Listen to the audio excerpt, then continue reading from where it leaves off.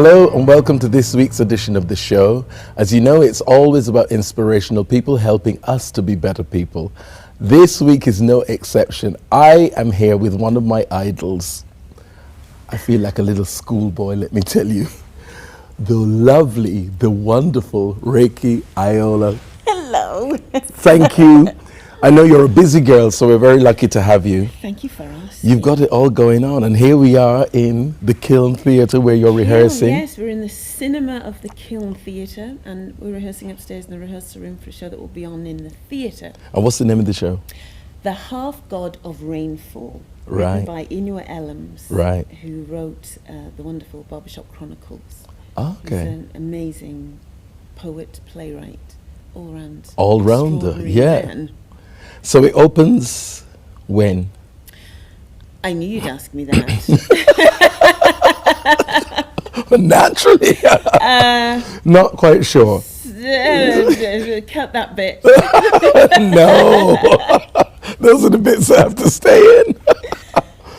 Do you know, I've got so many dates in my head, and I Right. can't remember which one's the right one. That's so awful. But I think you were saying earlier that it opens in Birmingham. It opens at Birmingham Rep, Right.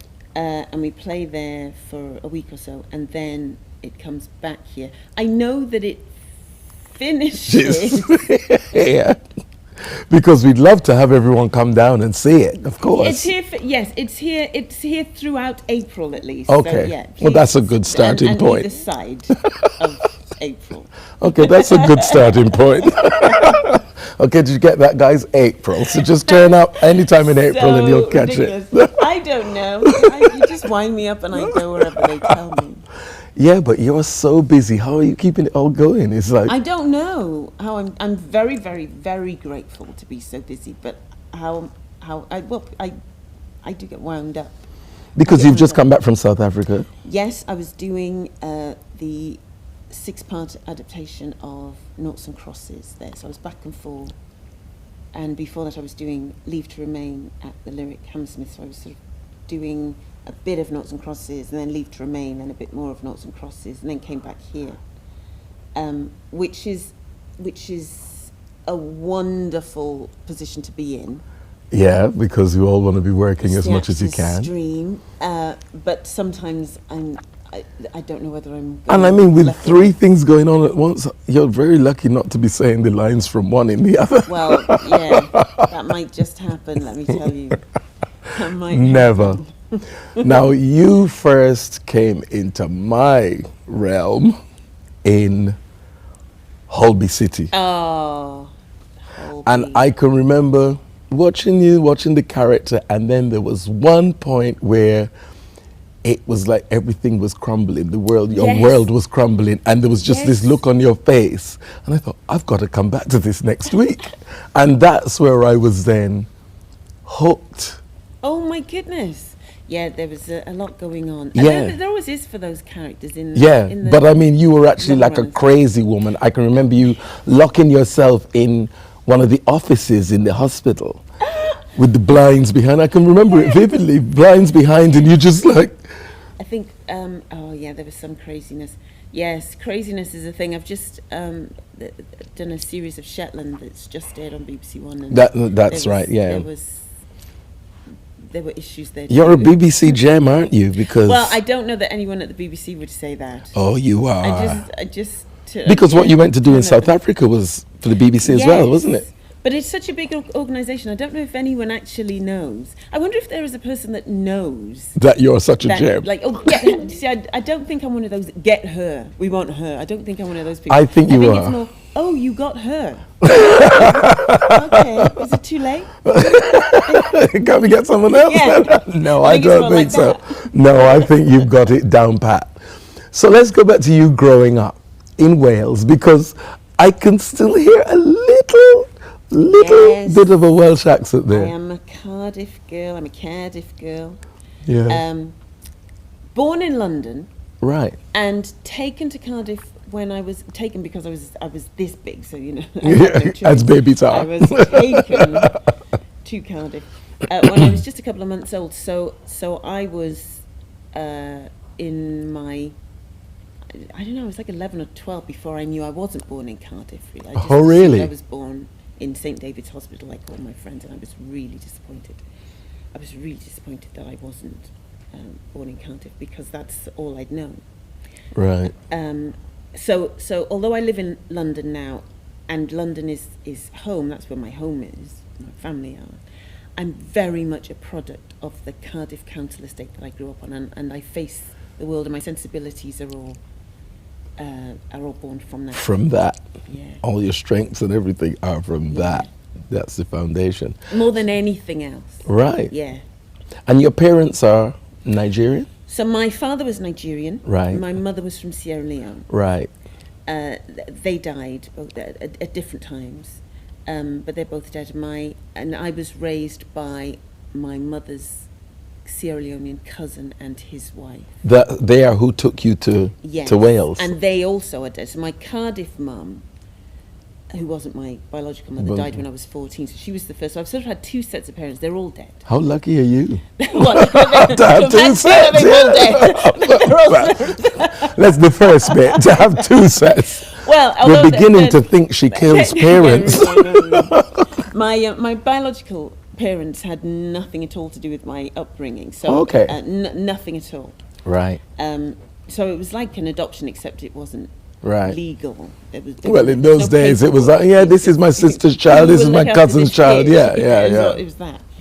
And it was in Ely in Cardiff, which was a massive council estate, one of those. I think there were several council estates in the country that claimed the biggest in Europe title. It was one of those. I don't know which of them actually was up and down the UK. Imagine a lot of those houses. And imagine that's the claim to fame. It's the biggest council estate in Europe. Yeah, exactly. That was it. That's all we got. We're the biggest council estate in Cardiff, and it had a reputation, as a lot of those estates did, because they were built in the 60s. Yeah.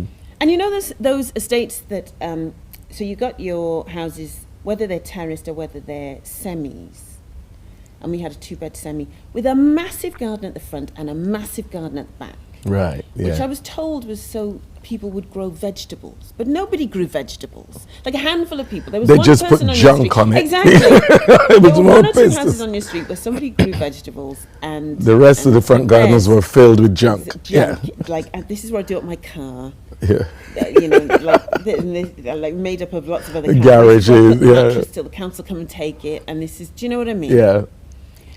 So we had loads of space front and back, and my dad, to be fair, did at least mow the lawn. We didn't have a lawn full of junk, and in fact our street was quite nice. But there was, when I think of it now, the gardens were huge. Yeah. And of course they don't do that anymore. So if they're building social housing. You're lucky if you have any outside space at all. Exactly. I'm really aware of that. Yeah. So whenever I go back there, I go, they could have built hundreds more houses. I'm glad they didn't, because we had a lot. Well, yeah, but it was the attitude and the mentality. It was still in the space where you're thinking of people having space to live in, rather than it being a space for a developer to make money. Absolutely. So, and land was important then. This is your land. You might be renting it from the council, but this is your land. Whereas now, when you think that the land's not what's important, it's the postcode that's important. So I will have a tiny place in an really expensive postcode. You step in the front door, hit your head on the kitchen cupboard. Exactly. As you step there's back, enough room for a table in the yard, in the whatever they call them, the patio. The patio, But it's costing you £800,000, and aren't you lucky? Yeah. The attitude has really changed. It has changed. This is your land. The council are loaning. Because it's really now about packing as many people into as small a space as you can to make as much as it returns as you can. So we had all that. Lots of space. On the outskirts of Cardiff. It was the city of Cardiff, but because they were building, so it was on the edge. It's probably not on the edge anymore. And it was only as I got older I realised that we had loads of green space. I never thought of myself as growing up in the country at all. But we had the River Ely, which was this big, tiny little river. You could hop, skip and jump, you were on the other side of it. But we did have a river, and we'd be sent out, at weekends and holidays, don't go in the river, all right, and be back for your tea. With exactly that look on their face. And they know I know you've been in the river because the dog's wet. Do you know what I mean? Told you not to bring your dog. So we would just go off and disappear. So it sounds like even though you weren't with your necessarily biological parents, you enjoyed your childhood. I loved my childhood. And it was That's really so good to hear. Because it was weird. I loved it. It was a noisy, it was a violent house, and they're both dead, so, you know. It was a really fractious household. It was not. I went back to visit a neighbour last year. I just knocked on her door. She's in her 80s. I said, "Oh, Doreen, it's Olive's daughter." "Oh, yes." We sat, and my husband and kids came in. I said, "Do you remember him?" "Oh," she said, "Rakie, I was a bit afraid of your mother." I said, "Yeah, with good reason, I imagine. You didn't mess with Really? Olive. You didn't mess with Olive. Olive was full set of false teeth, 40 fags a day, slippers. Do you know what I mean? She was like effed and blind as she swore like a trooper." Really? Yeah, and if I had mates coming over, I'd say, "Mum, could you just calm it down? Could you just tone it down? Not that I don't love you as you are, but you know, could you just..." Swearing in her house, could you not swear? So, and it was, yeah, there were fights and there were scraps, and it was. So you had siblings? Well, they had a daughter who was 10 years older than me. So yes, who hated me. Let's face it. She might watch this, but it's true. Because I turned up when she was 10 years old, and she'd had a bedroom to herself, and suddenly this baby was in her room. Who the hell is this kid in my house? Excuse me. So it was, it was not great for her. And so if you'd met me as a kid, I had an older sister. Right. In reality, I had 7 or 8 half siblings on my father's side, a half sister on my mother's side, and a brother with whom I have a biological mother and father. Okay. But I didn't meet him until I was in my 20s, and didn't meet any of them till much later. So yeah. To you, almost you were an only child with just one older sister. So I was doing my thing. I had this older sister that really didn't like me, and I can see you sleeping in the same room with one eye open. Yeah, it was a bit like that. I really don't trust her. Stop again. And I'd be like pouring her perfume down the toilet, and filling bottles with water and stuff. You see, this is what it's about. It's those wonderful little moments that realize that, because you see someone on TV, they're still human. Oh, really? They're still human. So human. I mean, yeah, it was. I like the perfume down the toilet bit. I love that. I really did do that. Because there's almost that point where being 10 years older as well, you're then not even really sharing the same world, because it's 10 years older. Yes, and she would be forced to look after me sometimes, and take me with her on Saturdays. And I remember these Saturday morning discos. Every now and again I'll hear a song and go, God, I remember that. I remember that when I was 7 and she was 17. I remember that song. And I have this huge sense memory of all her friends going, "Did you have to bring the kid again?"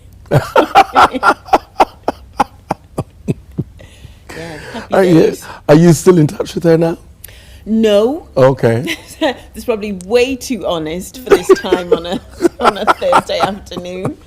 No, she still lives in Cardiff. She's still there. I hope she's well and happy. But I think we stopped trying to be mates. Yeah, no point pretending any further. Absolutely. Yeah, we were forced together. Yeah. Now we can. And now we can just live our lives apart. And not have to pretend that we. When did you decide acting was for you? Oh, around that time. So 8 or 9, and one day I will use the internet to find out exactly. I saw Hello Dolly on the television. It was Christmas. In my head, it was Christmas Eve. Actually, you started off today singing a song from Hello Dolly, didn't you? Yeah, I did. Yeah. And I love that. Yeah. And I saw Barbra Streisand, and I walked up to the screen, and I thought, I want to do that. I want to be able to sing and dance in the street. And that age was 8, 9 years old. Okay. And as I say, I'm sure if I went through the TV schedules, I could find the actual date. When was Hello Dolly on? Which Christmas was Hello Dolly on? Somewhere around 1978, 77, 79.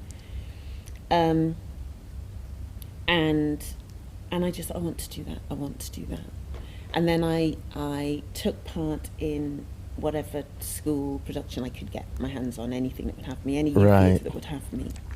So you took that upon yourself to investigate it, chase it. Initially, Find it it out. was school, and then when I got to first year secondary school, my drama teacher told my mum that an hour a week of drama wasn't enough for me, and she knew a youth theatre, so I went to Orbit Youth Theatre. So my mum would take me initially, and then I would get the bus into the centre of Cardiff. Right. And Orbit Youth Theatre was a revelation. It was they had a senior. They're still going. They're still, a major concern in the world of amateur theatre. I think in Wales, Cardiff, and they had a youth theatre. And I was the only kid coming from my side of Cardiff when I first got there, and so I was aware of people who were going to the independent schools in Cardiff, and the schools that I knew of as the posh schools. Right. Yeah. And there were kids who were they would go on holidays that I could only imagine, and Only heard about, and some you Yeah. hadn't even heard about. Yeah. and then and there were a whole bunch of a couple of the kids had dads who were estate agents who would put money into the company. Okay. So I was mesmerised by the fact that this girl's dad had boards all over Cardiff. So I was like, oh, that's her dad, that's his name, and that's her dad, that's his name. And so they were famous for me. Their dads were famous because I didn't really know what an estate agent was. I just knew the names were everywhere. Right. Right. And there were families that were Jewish, and I'd never met Jewish people, and I wanted to know what they were talking about. I wanted to be a part of that. Going to Israel, what did it mean to go to Israel? I knew Israel from the Bible. Yeah. You know, they were going to Israel. They'd been to Israel, and they were talking about things I didn't, and festivals and things I didn't know anything about. And I probably stared at them a lot because I wanted to know. And they're thinking, what? Like, I want to be a part of this world, and but I also at that time became embarrassed about who I was and where I was from, and that was not good, but it did happen. I was very Well, it aware still of gave you some kind of motivation to do and keep going and improve. It really So did. this was with the encouragement and support of your parents. Yeah, my parents were absolutely fine with it. It was youth theatre, and they loved coming to see the shows, particularly my mum. And Well, that's great, because as we were saying earlier about the support network encouraging, it does make a difference, as Yes. opposed to, well, what kind of nonsense is that job, which is quite prevalent in our community. Oh, absolutely. What kind of, you need to go and learn a trade, you need to, especially in that time. Bearing in mind, at this point, I'm 12, 13 years old. So, Right. So I know I want to do it for a living, but I don't think anyone thinks I actually will. So I So see. it's not a problem. All right. They think it's just taking up It's- time rather than you running around Exactly. idle. Exactly. Yeah. And then when my mum died when I was 14, so this is my Cardiff mum, and then I sort of started doing things by myself. So I kept going to Orbit Theatre, and I joined South Glamorgan Youth Theatre, South Glamorgan Youth Choir. I applied for the National Youth Theatre of Wales. I didn't mention that to my dad. It was a 4-week residential course, and I didn't tell him about it until I had the place. And then I said, I'll be spending 4 weeks of the summer just in the centre of Cardiff, so people were coming from all over Wales. I only had to go 5 miles. Right. And he said, what's that? And I said, it's this, and South Glam Education are paying for it. So I was able to tell him all that at 16. And then I applied for drama school. I applied for 4. 2 were in London. I think it was Lambda and Central. I came to London for those auditions, didn't tell my dad where I was, so as far as he knew, I was in school. Right. Had one in Bristol, didn't tell him where I was. I just thought I'll tell him if I get a place, he doesn't need to know. To know, yeah. And auditioned for what is now Royal Welsh College of Music and Drama. It wasn't Royal when I went there, and they offered me a place, and I didn't initially want to go because I wanted to leave the city, but then I knew. So you if I really wanted didn't to come take to the London, place- yeah. Yes. Yeah. And I wasn't offered the London places. I was way too young. I was a young 17-year-old. I think I could see that. But I was offered this place at the local drama school and took it because I needed to get on with it. I needed to get on. And But you see, again, going back to what we were saying earlier, that was the drive within you to keep going. Yes, I really know? needed to. I thought if I stop, I might never Not start move again. on. Yeah. And there wasn't a plan B. But I was struggling at school. I think I was still grieving my mum, so I was really struggling at school. I was doing 3 A-levels, English, French and music. I dropped English at the end of the first year. And then the Christmas of my second year A-levels, I was offered the place at drama school. And they said that you get the place and the grant regardless of your exams. And I said, sorry, just tell me that again. Just so that I'm sure. And they said, you couldn't do it now, of course. It was a diploma, wasn't even a degree. 3-year diploma, 100% paid for by South Glamorgan Youth Theatre. And I said, okay. I gave all my books to my best friend. I said, will you take these back to the school? Tell them I'm not coming back. So this is the Christmas before I'm due to sit exams. I continued working in Little Woods. I had a Christmas job. It was the end of January, right? And my dad, who was himself grieving, who kind of looked up from his head in his hands and went, shouldn't you be back at school? And I went, oh, didn't I tell you? I'm not going back. And I think there was a row, which I think revolved around him not being able to pay for any drama school. And I said, you don't need to. Yeah. I checked and triple checked.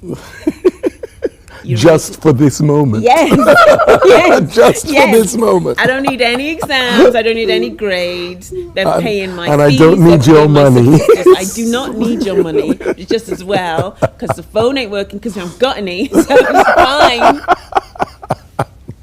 It's okay. They can clearly see there's no money coming to this house, so they're paying for it. Yeah. And I I worked in Little Woods right up until my first week of drama school. And the rest is history. Yeah. First big job. Big job? Well, there were loads of little ones. Yeah. So my very first job, Made in Wales Stage Company, the wonderful Julie Adams gave me a job which got me my equity card. 6-week job doing Branwen, an adaptation of one of the Welsh folk legends. Right. Singing songs like, through mountains and through valleys we wander far and near. Never heard that before, and we're really hoping we never hear it again. Okay. We're hearing it again. Okay. I'm right back there. So that was my first job, and then I did loads of work for the Sherman Theatre and worked at Theatre Clwyd, worked up at the Edinburgh Royal Lyceum. The first, what you call big job. Yeah, because there's always that job when you actually think, yes, I've made it. No, to be fair, the moment somebody paid me to do the thing I'd wanted to do since I was 9 or 10, I felt I'd made it. All right. Seriously. So Made in Wales giving me that job. Yeah. Because I want to earn a living acting.